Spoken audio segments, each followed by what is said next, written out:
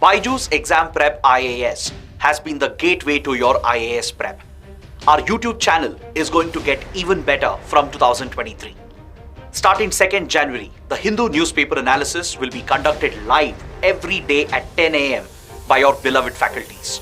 Not only this, we have a whole new set of initiatives lined up for the new year to help you clear this prestigious exam.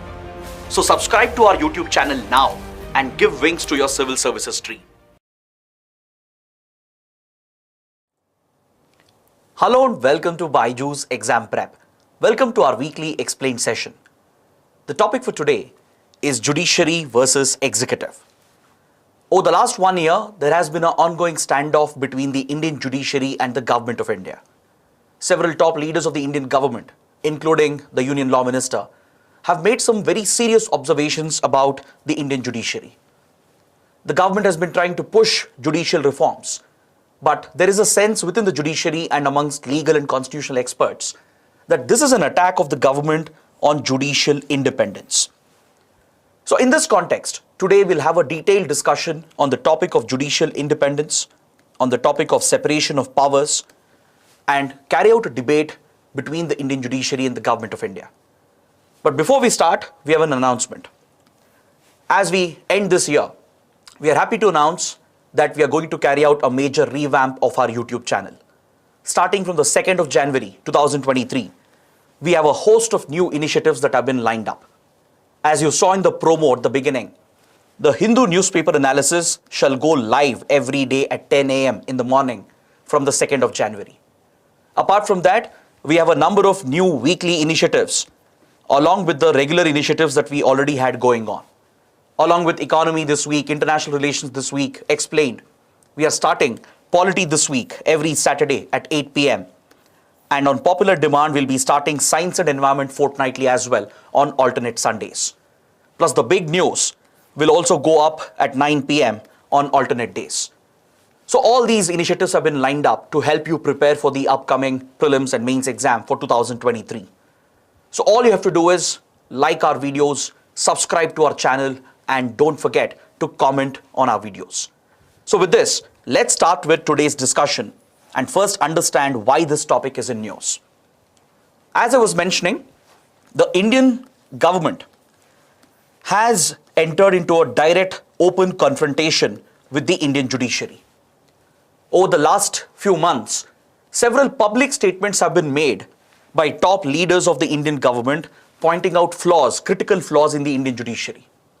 For example, Union Law Minister Kiran Rijiju has repeatedly led an attack against the Indian judiciary, against the Supreme Court, and particularly against the collegium system. Just a few days back, couple of days ago, Law Minister Kiran Rijiju brought up concerns about how the judiciary has been functioning in an opaque manner. The Vice President of India as well, a few weeks back, made public comments against the functioning of the Indian judiciary. He was addressing a gathering and he was sharing the stage with the Chief Justice of India. So while the Chief Justice was present right next to him, the Vice President said that the judiciary's powers to undo a constitutional amendment which has been passed by the Parliament is highly questionable. He was obviously referring to the 99th Constitutional Amendment Act that had provided for the establishment of the National Judicial Appointments Commission, which was supposed to replace the collegium system of appointment and transfer of judges. But the Supreme Court had revoked this constitutional amendment. It had declared NJAC as unconstitutional, and therefore it had nullified the 99th Constitutional Amendment Act. So several top leaders of the Indian government, including the Vice President of India, the Union Law Minister, have taken up a public attack against the Indian judiciary. The government feels that the judiciary has become very opaque. It is not respecting merit. It is not being transparent in its internal functioning.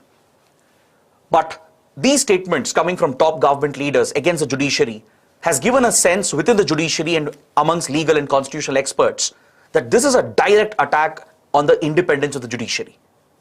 Because having an independent judiciary is the very foundation, the very bedrock of a functioning and a thriving democracy. The judiciary, on the other hand, has defended the collegium system. The judiciary has even defended its power of review, the power of judicial review, to review laws passed by the parliament and the policies of the government. And whenever the government says that the judiciary is carrying out an overreach into the domain of the legislature and the executive, the judiciary has defended it in the interest of protecting the Indian constitution and the Indian democracy. So this is an ongoing debate and a very sensitive topic as well. Because the three organs of the state, the three organs of the government, that is the executive, the legislature or the legislative, and the judiciary. All the three branches of the government, all the three branches of a democratic state, they function to protect democracy. They play a critical role in the protection and survival of the democratic structures. So this is where the concept of separation of powers comes up, the doctrine of separation of powers. So first, let's have a conceptual discussion on this topic. Let's understand what is separation of powers, why is it needed, what kind of separation of powers has been provided in the Indian Constitution to demarcate the jurisdiction between the government, the parliament, and the judiciary. Let's take a look at some constitutional provisions as well that helps us understand the nature of separation of powers in India. Based on that, we'll carry out a discussion on the ongoing controversy. Now, if you look at the doctrine of separation of powers, this concept traces back its origin to the 18th century when a popular French philosopher and a jurist known as Montesquieu outlined this doctrine. It was Montesquieu who brought out this model for a democratic state, which is also called the Tres Politica model, that refers to three different branches of a government or a state. According to Montesquieu, there should be a strict division of powers, a strict delineation of the jurisdiction between the executive, that is the government, the judiciary, and the legislature, which is the parliament in the Indian context. So Montesquieu called for a strict separation of powers between the three different branches or the organs of a democratic state to ensure that no organ will interfere with the functions of the other organ, to ensure that there is a system of checks and balances to keep the other organs under check and prevent the misuse of power and authority. The idea of separation of powers was to protect the true nature of a democratic state. But for a democratic state to function smoothly, you need the three organs to function cordially with each other. There is this fine line that divides the jurisdiction between the three organs, and all the three organs will need to respect that. So this is where we need to understand and discuss what should be the extent of separation of powers. Should we have a strict demarcation of the jurisdiction? Is it really possible to cut off the executive from the judiciary, or to separate the legislative from the judiciary? Or there should be an overlap, and should there be a system of checks and balances so that one organ can keep a check on the other? These are some important questions that come up and could potentially be a mains question as well in your UPSC mains. Now let's understand why separation of powers are needed. What is the objective here? What is the object of introducing separation of powers in a democratic state? See, when the powers and jurisdiction of the three organs, if it is separated and demarcated, it will help in eliminating any arbitrariness and despotism within these organs of the state. It will prevent arbitrary decision making. It will clearly outline the jurisdiction of each organ, and it will help define the role, the powers, and the functions of the three organs of the state. It will also help in preventing concentration of power. It will help prevent any individual or any institution from concentrating all the powers, from centralizing all the powers in its hands. Separation of powers also aims to promote a responsible and self-governing form of government. Separation of powers is essential in a democratic state to ensure that you have a responsible, accountable government. For example, if you look at the Indian setup, the executive is eventually accountable to the parliament, to the elected representatives, and thereby to the electorate itself. So to ensure a responsible self-governing form of government, you need separation of powers. You need three different branches with clearly outmarked jurisdiction and roles and functions. Essentially, it helps in preventing the abuse of authority by any of the organ of the state. It helps in preventing the concentration of power, and it will empower the three branches as well to specialize in respective domains. The legislature will specialize in lawmaking. The executive will specialize in enforcing the laws, in coming out with policies and rules. The judiciary will specialize in interpreting the laws, in defending the constitution. So when the domains are clearly earmarked, when the jurisdiction is drawn out, it will help the branches to develop specialization as well. It will help them to deliver better, perform better, and thereby protect the very foundation of a democratic state. Trias Politica is designed to maintain a balance between the different organs of a democratic state with the primary objective of preventing tyranny and dictatorship. The whole idea here is to ensure that there are checks and balances to prevent one organ from becoming more powerful than the other. It's possible that the elected government might turn out to be a tyrannical, oppressive government, which might dilute the powers of the legislature, the judiciary, and thereby enforce a tyrannical rule in a country. So for that, to keep the government under check, you need a strong judiciary, an independent judiciary. You need a strong independent parliament. The same applies for the other two organs as well.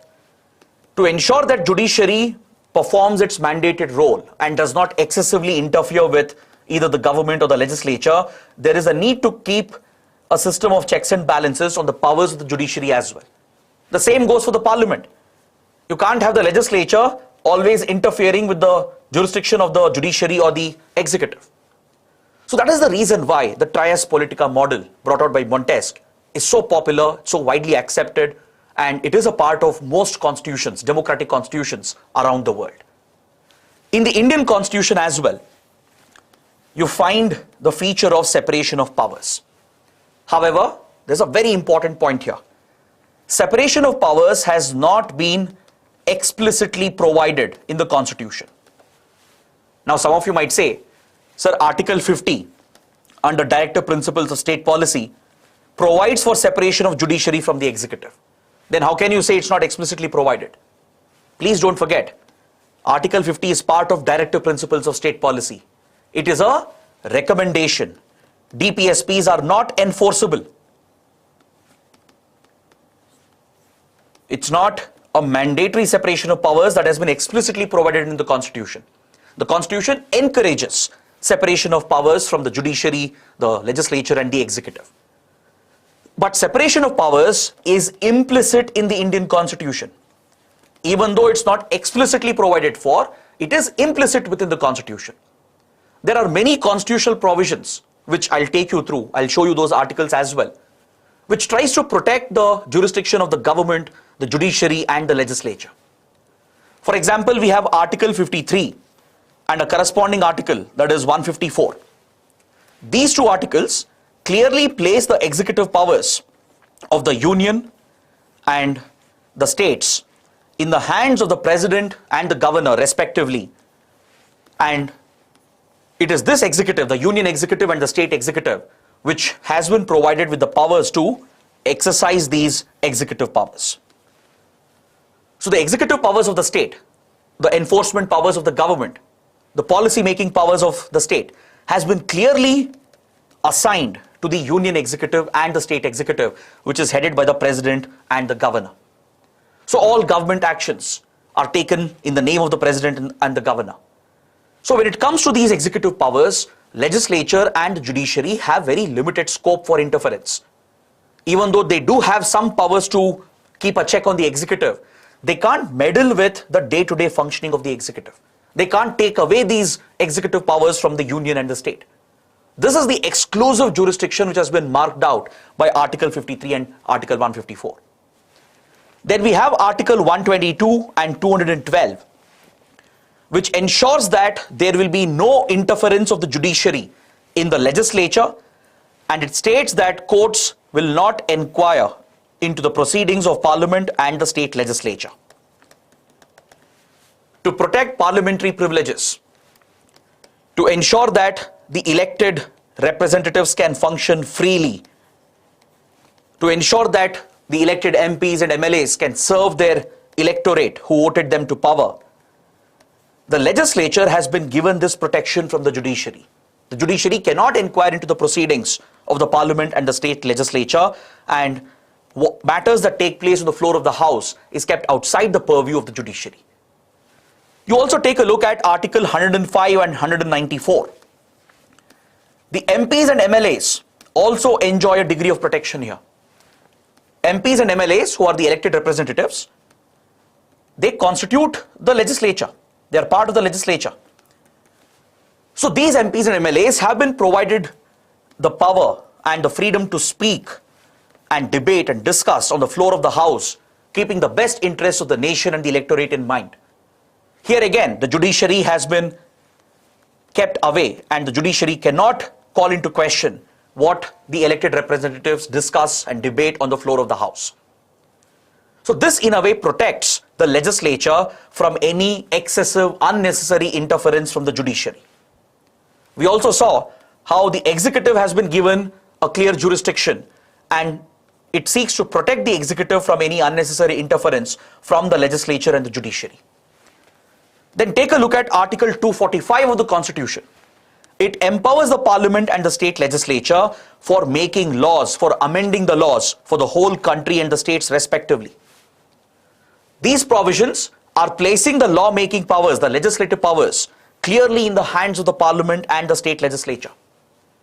The jurisdiction is getting defined. Law-making is a job and responsibility of the legislature. So this protects the legislature from unnecessary interference from the executive or the judiciary. But at the same time, there are certain checks and balances as well. There are certain areas where the jurisdiction of these branches overlap. For example, look at Article 72, which deals with the pardoning powers of the President. The President has been provided the power to pardon or suspend the sentence of any person who has been convicted by the judiciary. Those who are convicted by the judiciary, those who have been dealt with a death penalty, they can be pardoned or their sentence can be suspended by the President. Of course, it's not a discretionary power of the President. The President here is bound by the aid and advice of the Council of Ministers, which is headed by the Prime Minister.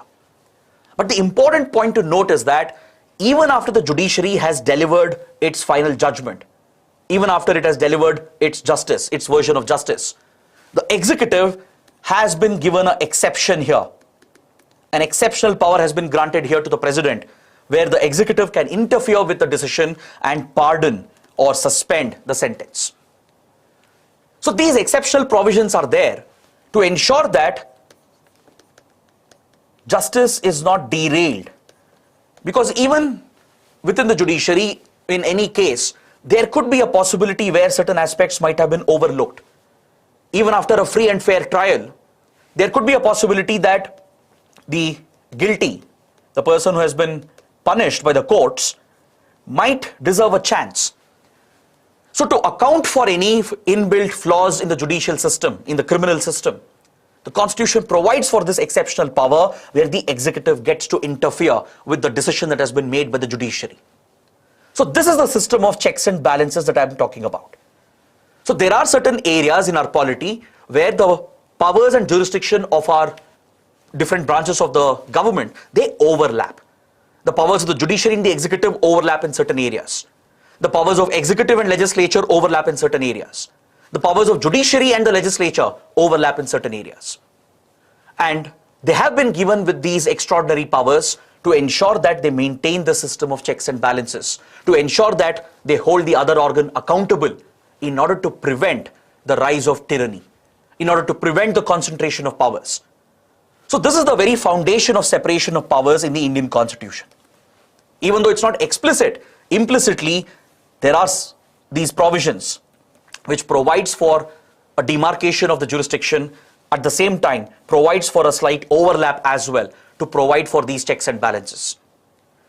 On the other hand, if you look at these provisions which I have listed here, They seek to protect the judiciary and they try to help the judiciary to maintain its independence, which is also a part of the basic structure of the Indian Constitution.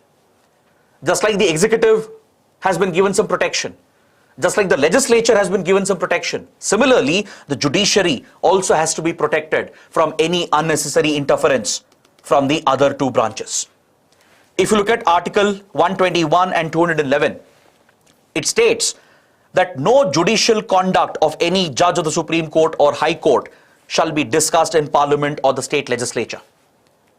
It's limiting the powers of the legislature from unnecessarily interfering with the judiciary to ensure that judges of Supreme Court and High Court can function freely without fear and without being forced to do any favor to the elected representatives or to the government. Then look at Article 145. Article 145 allows the Supreme Court to come out with laws for internal court proceedings. With the approval of the President, the Supreme Court even acquires law-making powers with regard to internal functioning of the courts. Earlier we studied that legislature is the one which has the power to make laws. But in an exceptional area, Supreme Court, the judiciary also has been given law-making powers only with regard to the internal proceedings of the court. Why has this been given? This has been given to protect the judiciary's independence, to ensure that the legislature and the executive don't interfere with the internal functioning of the courts. So courts have been delegated this power in this particular domain, and the Constitution defines that. So this again is an example of separation of powers. But the biggest power of all, as far as the judiciary is concerned, is its power of judicial review. The judiciary has the power to review every law, every policy that has been brought out by the legislature and the executive respectively. Under Article 32 and Article 226, which deals with the writ jurisdiction of the Supreme Court and the High Courts, the higher judiciary can call into question any law and policy. They can review any law passed by the Parliament, any amendment which has been approved by the Parliament. They can review any policy decision of the government. Article 136, which deals with special leave petitions or SLPs. The judiciary can again review the laws and policies of the state, especially when fundamental rights are being compromised by the government and the Parliament. If any unconstitutional law has been brought out, if any policy has been implemented by the government which is against the basic structure of the Constitution, which is violating fundamental rights, in such cases, judiciary has been empowered with an extraordinary power, that is to review these laws and policies. So this again has been provided to ensure that the judiciary maintains a system of checks and balances over the executive and the legislature. So this is a very unique equation which has been built between the three organs of the state. The judiciary, legislature, and the executive, they all have their own specific domains. They have their own jurisdiction which has been given. At the same time, they do exercise some jurisdiction in the domain of the others as well. There is a overlap that you find in jurisdiction, and this is where conflicts arise. Where you find an overlap of jurisdiction, that is exactly where you find conflicts arising between different organs of the state.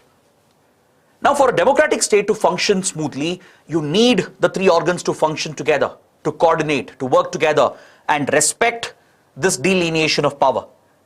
There is this perceived Lakshman Rekha of sorts, a line which they are not supposed to cross, right? So all the organs, they have to respect this Lakshman Rekha. They have to stay within their jurisdiction without violating the jurisdiction of the other. That is when a democratic state can function smoothly and ensure that the state succeeds and progresses. But now and then, conflicts are bound to arise between the different organs, especially between judiciary and executive. If you look at the ongoing standoff between the Indian judiciary and the government of India, one of the prime disputes is related to the system of appointment of judges. The manner in which judges are appointed, the manner in which they are chosen, the manner in which they are transferred. This has been a topic of debate. See, under Article 124 and Article 217 of the Constitution, it is the President of India who has been given the powers to appoint judges to the Supreme Court and the High Courts. But again, this is not a discretionary power of the President. President is bound by the aid and advice of the Council of Ministers. But from 1990s onwards, this power to appoint judges, the power to transfer judges, it has been taken away from the government, from the executive, and the judiciary has given itself these powers by establishing the collegium system. The collegium system was brought out by the Supreme Court through what is known as the judges' cases or the three judges' cases. There were three landmark cases in 1980s, 1990s.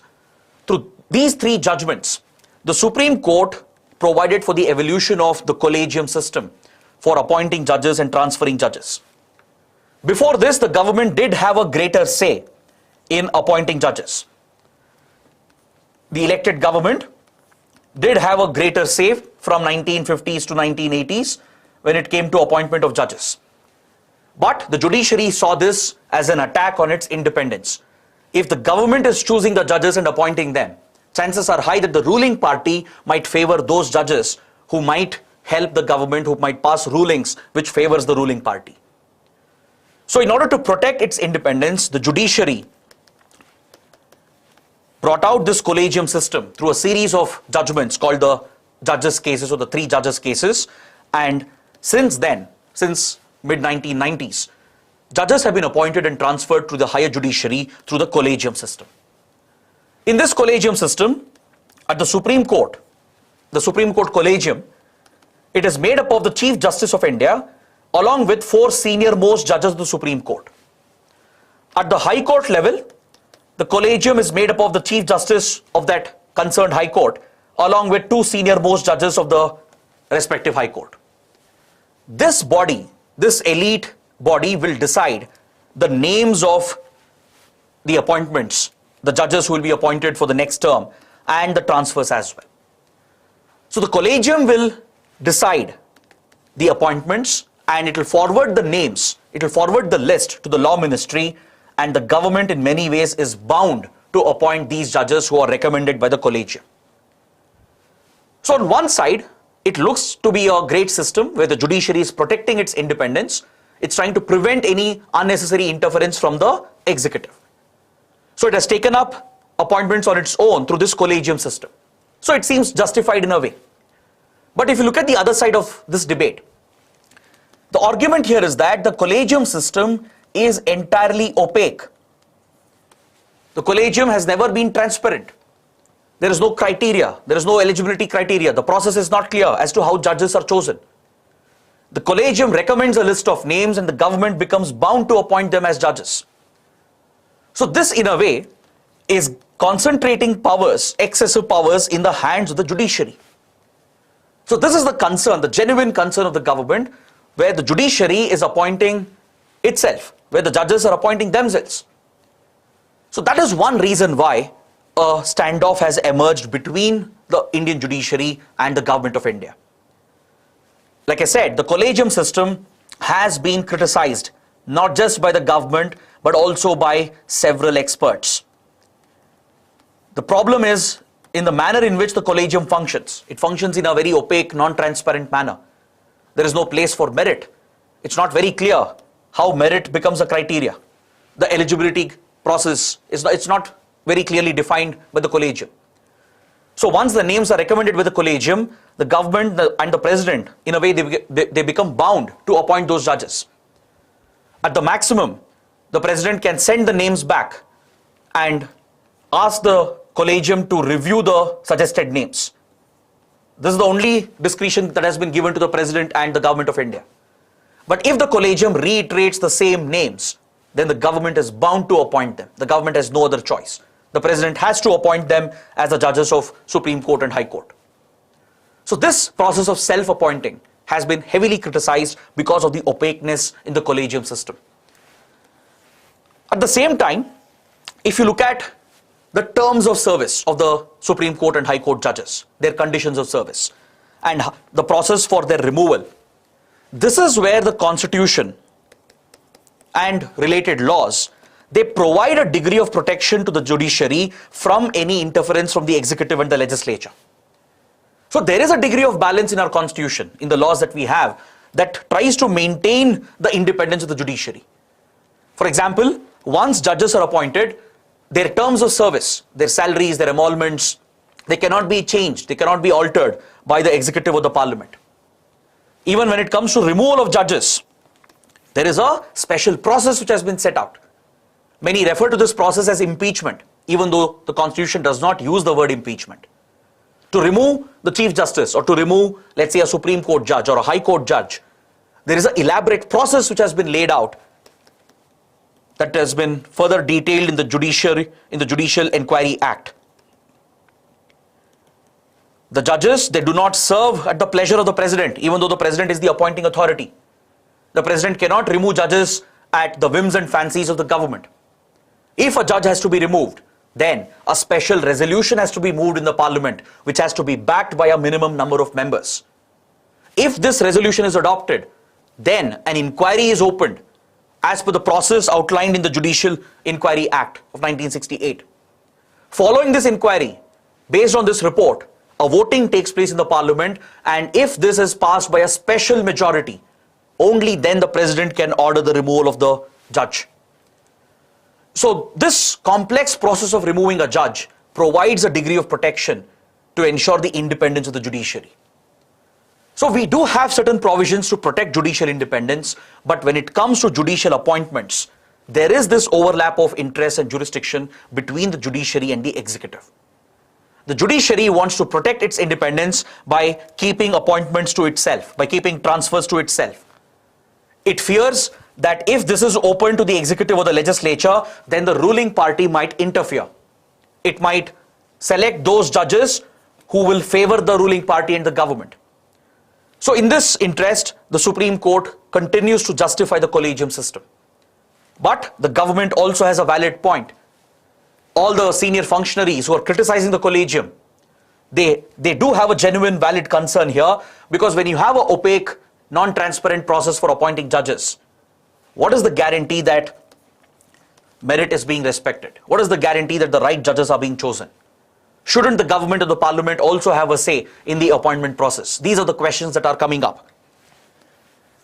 So to address this issue, the Modi government carried out an important constitutional amendment in 2014. That was the 99th constitutional amendment.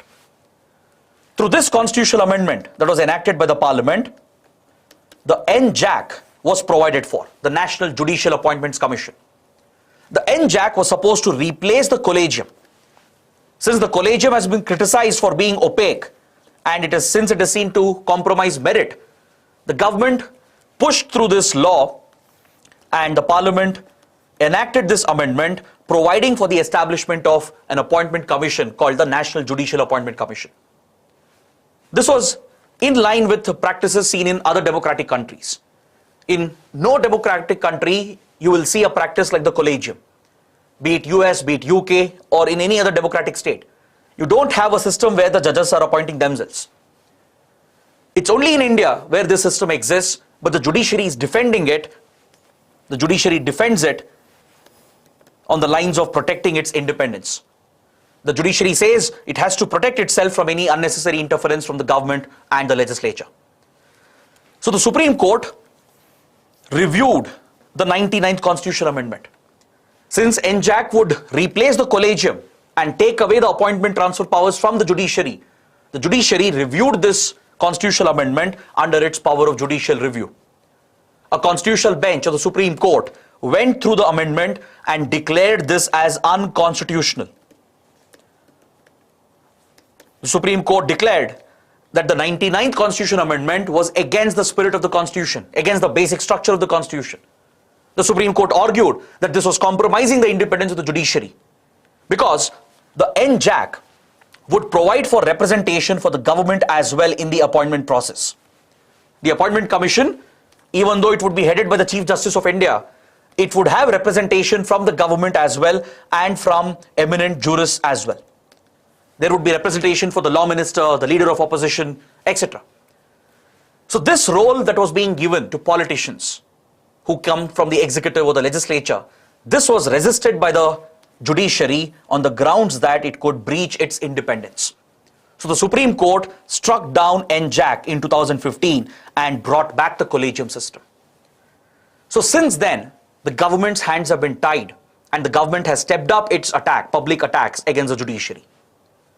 So the government, what it has done is that it has tried delaying appointments.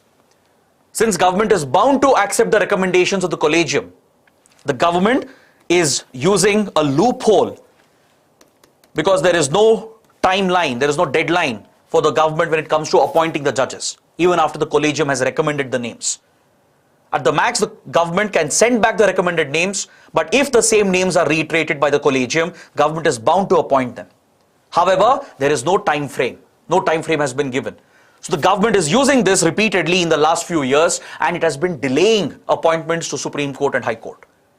This has invited criticism from the Supreme Court because this is affecting the functioning of the judiciary. Indirectly, the government is meddling with the appointment process according to the Supreme Court. So this has led to criticism from the Supreme Court, and the Supreme Court has even issued a notice to the government of India questioning why there are unreasonable delays in appointing judges even after the names have been finalized by the collegium.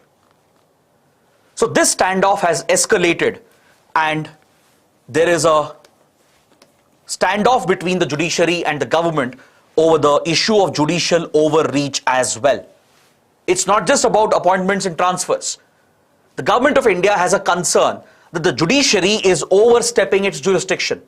It is overstepping its jurisdiction into the domain of the executive and the legislature, and it is interfering with lawmaking and policy making.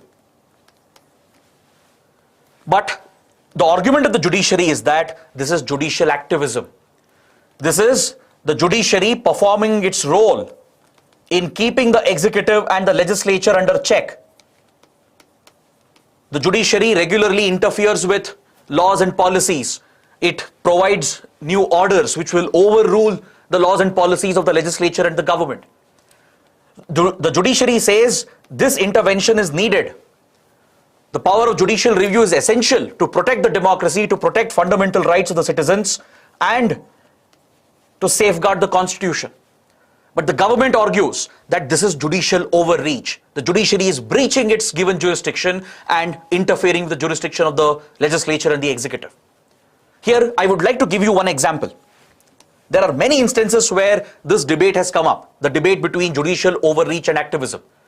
But if you look at a recent development that happened last May, in May 2022, the Supreme Court ordered that the government should not be filing cases anymore under the controversial sedition law. The sedition law under the Indian Penal Code, which is contained under section 124A, has always been very controversial. It's a colonial era law which has often been accused of being misused by the government to target dissent and opposition. The Supreme Court stepped in and said the state and center should refrain from filing fresh cases under the sedition law, that is under section 124 of the IPC. So when the Supreme Court brought out this order, it was widely appreciated by the civil society and by experts. Why? Because they felt it was a right judicial intervention. There was a common consensus amongst the public, amongst the civil society, amongst the intellectuals, that this was a right intervention by the judiciary and a right exercise of its power of judicial review, because the sedition law has been widely misused. This colonial era law has been misused to target political dissent, opposition, any criticism against the government. So this order of the judiciary was widely welcomed and appreciated. But the government took a stand against it. The Union Law Minister said, who should run the country? Should judiciary run the country or should the elected government? The Law Minister actually has a valid point here. Revoking any laws or ordering that cases should not be registered under a particular law would essentially fall under the domain of the executive. If this law has to be amended or removed from the law books, then that is the jurisdiction of the legislature, the parliament. Then why is judiciary interfering here? If judiciary interference happens on a regular basis in lawmaking, policy making, then why do you have a government? Why do you have a separate elected legislature? What is their role if the judiciary is performing all these roles? So that is again a valid concern that comes from the other side of the argument. So the government's point is that the judiciary has been misusing its powers and jurisdiction. The judiciary has been overreaching into the domain of the executive and the legislature. So government has pointed out that this is judicial overreach. This has to be curbed. But judiciary and other experts, they see this as an attack on judicial independence. Because the judiciary is performing its role according to them. Its role is to defend the constitution, to defend fundamental rights of the citizens. If there are any laws and policies which are violating this, then it is the job of the judiciary to review these laws and policies and strike them down. So there are no clear answers here. There is no one single answer here. But one thing is very clear. When it comes to separation of powers, it's not practical, it's not possible to have a strict delineation. You can't provide an exclusive jurisdiction to the judiciary, a completely separate jurisdiction to legislature and the executive. It's not possible, it's not practical as well in a functioning democracy. There will be an overlap no matter what. There will be a certain overlap in jurisdiction. Now this is where the three branches, they need to respect the fine line that exists between their jurisdiction. Here the blame or the fault does not lie with the judiciary alone, or it doesn't lie just with the government or the legislature. There is a problem in all the branches. There is a need to respect this proverbial Lakshman Rekha, or the fine line that divides their domains and jurisdiction. At the same time, there is a need to protect the checks and balances that are there. The judiciary's review power should be protected. This is the very essence of a democracy. Or else, you might see that the executive might become all powerful and concentrate all powers in its hands. You will need a system of checks and balances where executive and legislature as well get to have a say in the appointment of judges. So in areas where the jurisdiction overlaps, we need a system of checks and balances to protect the independence of these institutions. Ensure that there is no unnecessary interference or overreach while protecting their respective jurisdictions. That is what is needed. So you need a measured approach, a responsible approach from all the three branches where they will acknowledge and respect this fine line or this Lakshman Rekha that divides their jurisdiction. Or else, if this continues, what you will see is a collapse of democracy. These developments can have very, very serious consequences. Just to illustrate this point, let me take you back to the debates of the Constituent Assembly. In the Constituent Assembly, when the Indian Constitution was being drafted, and especially when debates were taking place on the words that would be used in the preamble, Shankar Rao Dio, one of the Congress leaders, he would quote Montesquieu, the French philosopher. He would quote Montesquieu, he would invoke his doctrine of separation of powers, and argued that the Indian Constitution, which had been drafted by then, by 1949, it was in line, it was in accordance with, not just with Montesquieu's doctrine of separation of powers, but it was also in line with the philosophy of Rousseau's social contract, both of which were seen as vital and essential to protect the Indian democracy, to draw this line between the three organs of the state. Shankar Rao Dio argued that the checks and balances that are reflected in our constitution, all the articles that we spoke about, they reflect the aspirations, the dreams of our founding fathers, of our constitution makers. They were well aware of this conflict that might arise between the different branches. That's one reason why the checks and balances were introduced, to ensure that the jurisdiction is not breached without a reason. So these checks and balances, they form the very bedrock of the democracy. It's vital to protect the jurisdiction and independence of all the three branches. So what you need is the middle ground. What you need is the three branches to respect their jurisdiction and to respect the jurisdiction of the other organ. So that is why I'm arguing that they should respect this Lakshman Rekha, respect this fine line, where the judiciary shouldn't meddle unnecessarily with the executive or the legislature. Similarly, neither the executive nor the legislature should unnecessarily meddle with the jurisdiction of the judiciary. So on this note, I would like to bring my discussion to an end, and I hope it was a fruitful and productive session. If you like the initiative, do support us by liking the video, share your comments, and don't forget to subscribe to our channel. Thanks for watching. Good night.